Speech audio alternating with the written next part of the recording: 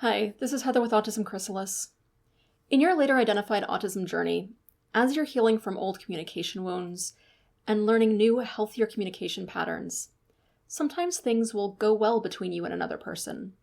And that's when you have an opportunity to give hard evidence to those parts of you that are afraid that no one will ever accept you, that you'll never get what you need, and instead form new neural pathways that trust that things can sometimes go well, that it is possible for people to be okay with who you really are. One of the ways that we form those new neural pathways is by trying something when there's a reasonable chance of success, taking a little bit of a leap, being a little bit vulnerable with someone who's more likely to be reasonably safe, and hopefully it goes at least neutral, and maybe even well.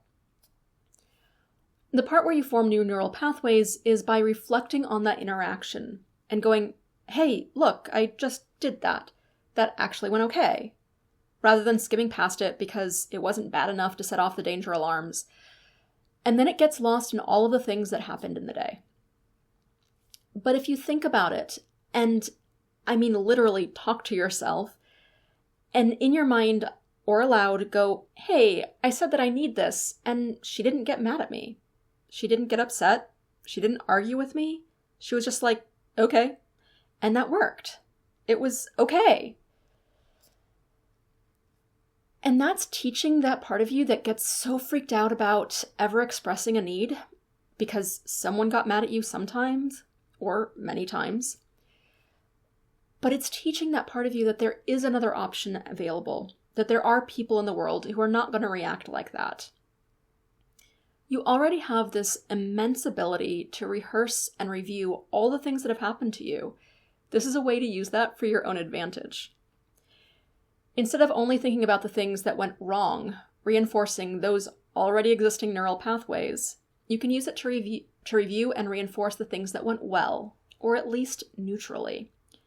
And it's a sign of success when you're letting down the mask, portraying a different way of communicating, or expressing a need when you otherwise wouldn't.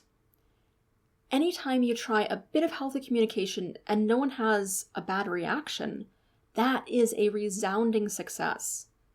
The other person doesn't have to come out with overwhelming, unconditional, ego-stroking, fawning support for it to be counted as a success. In fact, the ultimate goal is for the interaction to be entirely ordinary, not a big deal, isn't it? It really should just be completely ordinary, a run-of-the-mill interaction for you to express your need and for the other person to be like, okay, and respond appropriately. So just a couple more examples of what this self-reinforcement can look like.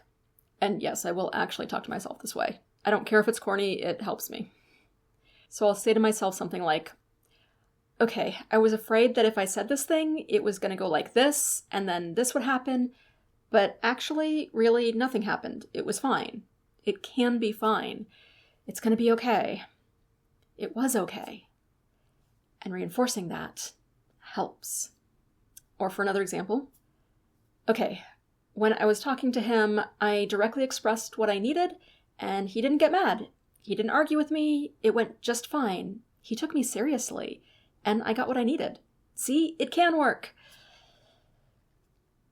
This is just one technique that I've found helps when I'm healing from those old kind of communication wounds. I've introduced a few others in other videos. And if you're interested in one particularly, there's a topic that comes up frequently, which is like how to tell if people really want honesty, if people can handle it. So I made a 2-part video series on that. Here's the first part of that. Okay.